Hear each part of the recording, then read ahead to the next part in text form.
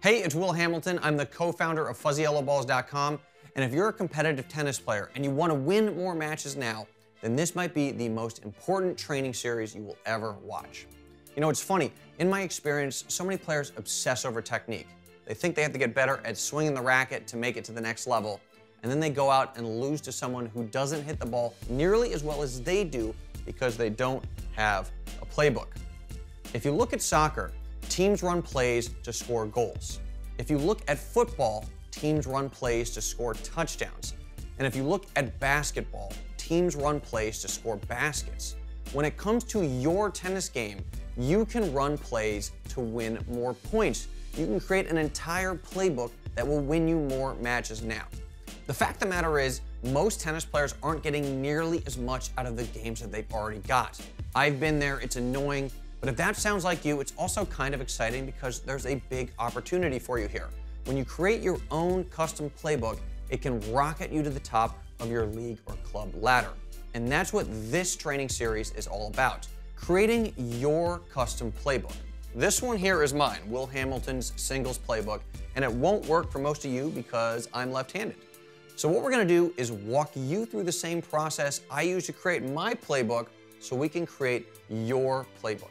Every play will be perfectly tuned to your game, whether you're an NTRP 3-0, 3-5, 4-0, or beyond, whether you're a counterpuncher, an aggressive baseliner, or a serve and volleyer, whether you're right-handed or left-handed. Over the years, I've been lucky enough to work with Bob and Mike Bryan, Martina Navratilova, and many other of the great players and coaches in the game. Bob and Mike were the first to tell me about plays. We have plays we were running, we're communicating between points, and we have a playbook that we're trying to enforce on the other team. So ever since then, I've made it my mission to adapt the pros' playbooks to us mere mortals so that we can use them. So how do plays actually work? Well, let's take a look at basketball. There are a number of ways you can score points. One is with a layup. That's an easy shot close to the basket. You'll make most of them. Another is a desperation three-pointer. That's a tough shot far away from the basket. You'll miss most of them. Obviously, basketball teams would much rather shoot layups than desperation threes, but the other team is working their butts off to defend such an easy score. So a basketball team needs to run a play to get layups. They need to move the ball and their players around to get themselves that layup. Thing is, every team has a different roster, different players, different skill sets. So Team A will run a different play from Team B to get a layup. An example of two different plays that produce the same layup is the pick and roll versus the backdoor cut. Tennis is the exact same way. Plays win you points by producing the tennis version of a layup. They instantly cut out up to 85% of your unforced errors. They allow you to force errors from your opponent, and they will let you hit easy winners. Everything you do will be low risk, high reward. The secret is to find plays that work best for you. That's how you build a playbook perfectly customized to your game. I remember this match from years ago. This was back when I was obsessed with technique. I had been working hard on my forehand, that's my go-to shot, and I was hitting it well, free and easy. During the warm-up, I sized the guy up. Ugly strokes, no follow-through, he was your classic pusher, and I figured I should win the match. But my forehand, it wasn't nearly as good in the match as it had been in practice. The pusher's no-pace ball threw off my rhythm and timing. I missed a few easy shots and started thinking about what I was doing, my technique.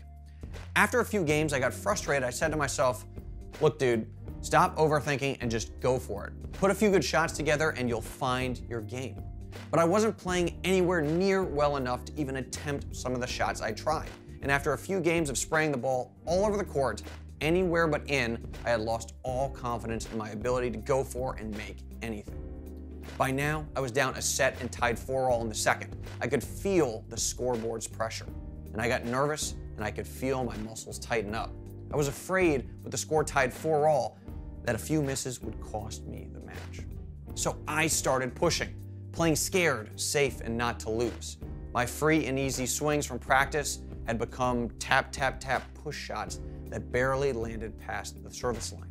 If you saw me now versus in practice, you think I was two different players. We all know how this story ends. I lost and it was humiliating. My entire team was watching. Jimmy Connors used to say the worst part about losing is the handshake. But for me, it was the drive home.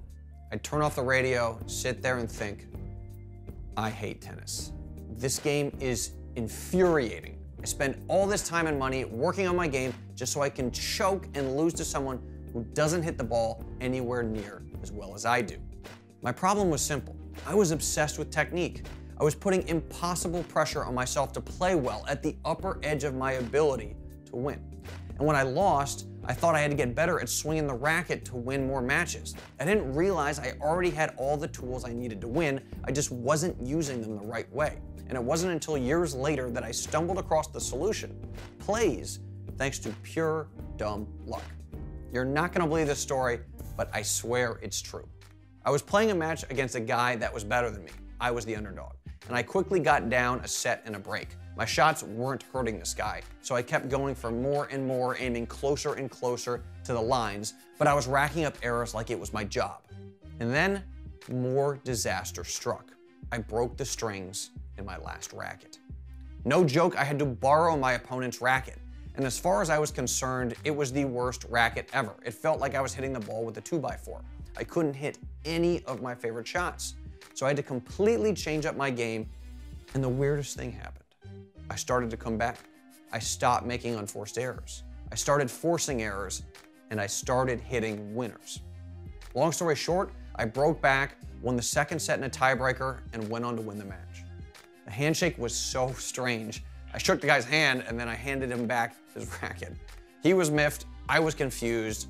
I was the underdog on a good day, and having to play with a racket you hate is the definition of a bad day. So how the heck did I win?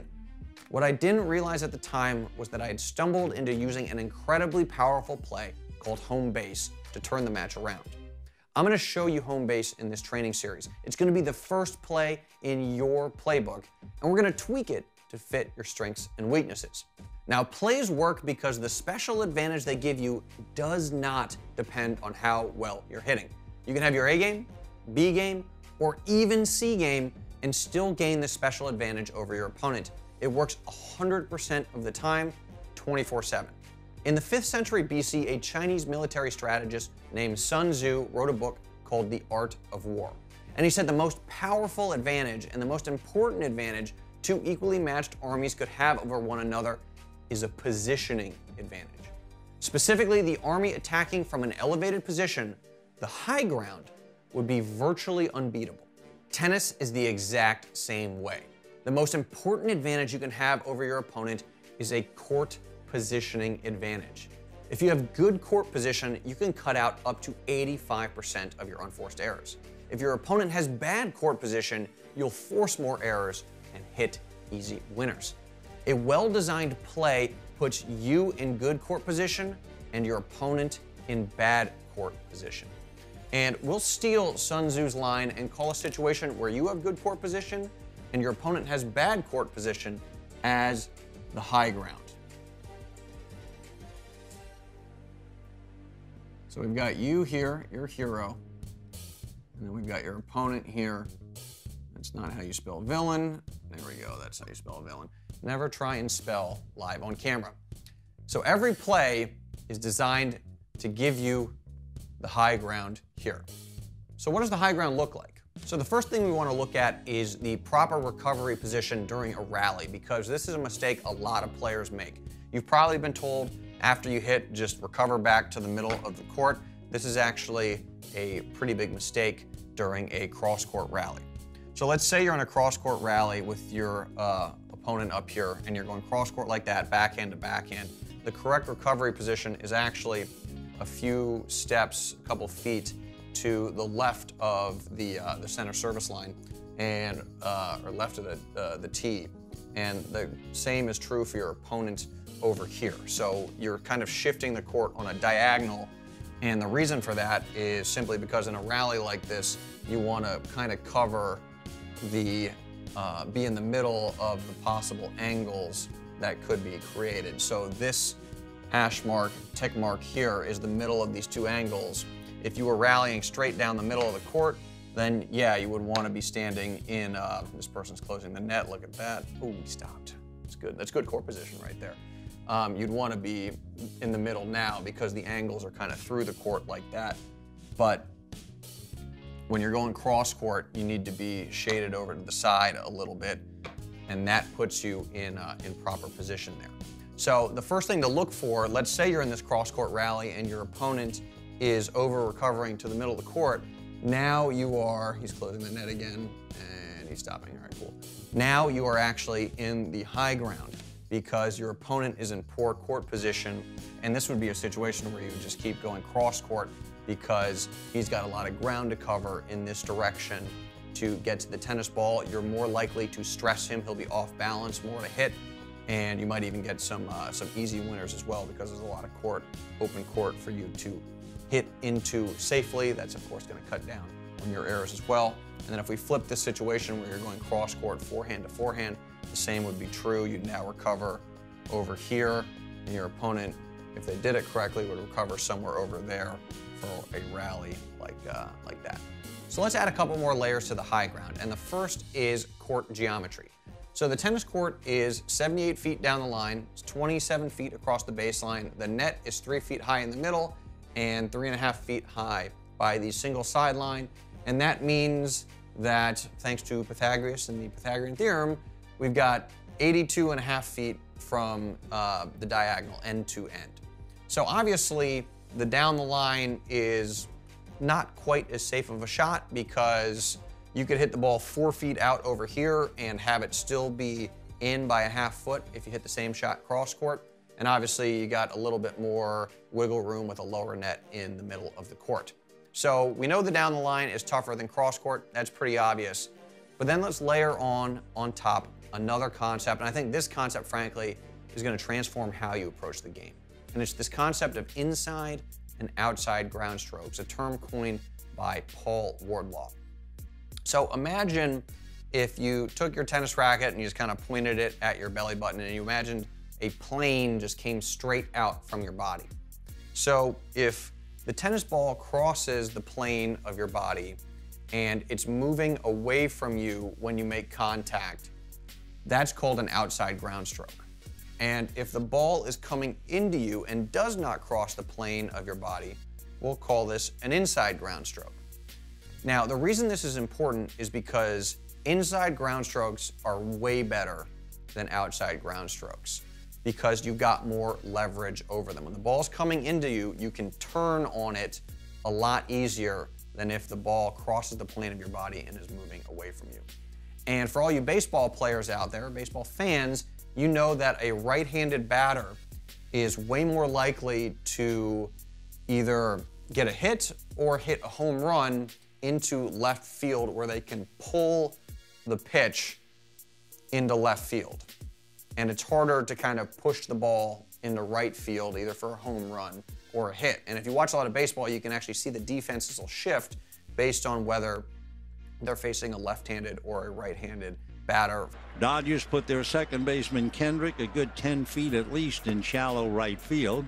Apparently that will be the theme song of overshifting one side or another. Tennis is exactly the same. Inside ground strokes you can pull, you got more control over, they're way better than those outside ground strokes. So this matters a ton when we're talking about a cross-court rally because in a cross-court rally, the ball tends to, in a backhand-to-backhand rally, the ball is crossing the plane of both players. So both players right now have outside ground strokes. And when you have a situation like that, what you can see is I've got some red that I drew in here. So basically what I did was I just took the doubles alley and I just added another version of it here on both sides.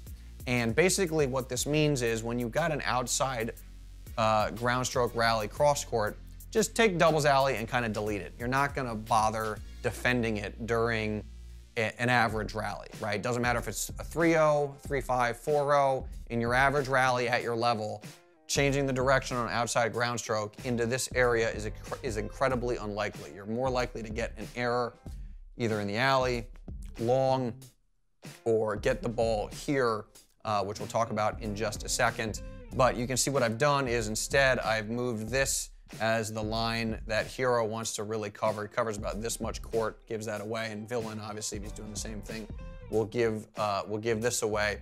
And you're shifting the part of the court you're defending, just like a baseball team is going to shift the part of the field that they are defending. So what would happen if Hero over here hits an outside ground stroke to Villain? Villain tries to go down the line, but then the ball comes in over here. Well, now what we have is a situation where Hero has got an inside ground stroke because the ball has not crossed the plane of his body. So now he's got a lot of leverage over this ground stroke. So Hero can send it back over here, or Hero can bring this back cross court and get a good angle on the ball. And in this situation, if we come back to the high ground over here, if Villain tries to go down the line and the ball is here, Villain's recovery point is now this one right here. And chances are Villain is not going to get here in time for when Hero makes contact with the ball. So maybe Villain would be like right here or something. Well, out of position, and then in bad position, Hero's in good position, and this ball now becomes a shot that's likely to force an error because Villain will be on the run, or it'll just be an easy winner because there's a ton of court to hit into. Or Hero could go behind, Villain's running that way, and it's also an easy winner. So what you can see is that when you layer on inside and outside ground strokes, it has a huge impact on the court positioning situation. And it's very easy with a mistake, the wrong shot, to either instantly gain the high ground if your opponent makes a mistake, or instantly give it away. The reverse of this would be the low ground, where you can give it away by hitting the wrong shot and instantly put yourself on the defensive. So incredibly important concept to understand, but now we know the ingredients that go into a play. Everything we just talked about is going to be the foundation for all the plays we are going to design for your playbook. Okay, so what I want to do right now is ask you a question. What type of player do you struggle with the most? Is it the pusher? That was the player I used to struggle with the most. Is it counterpuncher, aggressive baseliner, serve and volleyer, some other type of player? Please let me know in the comments below. Now, when you leave a comment, I'm gonna send you a gift, I guess you could say. It's actually gonna be the first page in your playbook, and it's gonna be what we just talked about in a one-page PDF, because this is the framework, these are the ingredients for every single play we are going to build for you. And then in the next video, what we're gonna do is we're gonna talk about home base. That's the first play in my playbook. It's gonna be the first play in your playbook because it's incredibly powerful. Like I said, it allowed me to beat a better player. I was the underdog, but I beat this player with his own racket. That was definitely the weirdest match I've ever played, but it's incredibly flexible. You can use it if you're a counterpuncher, a serve and volleyer, an aggressive baseliner. You can use it as a 3-0, a 4-0, a 5-0. You know, the pros use it. So this play is awesome, and then we're gonna customize it to your game in the next video as well, your strengths and weaknesses. So with that in mind, thanks again for watching this video. Please leave that comment below. I'll send you this thing as a one-page PDF, and we will get started building your playbook. Incredibly excited to share this material with you. Thank you for watching this video. See you guys in the next one.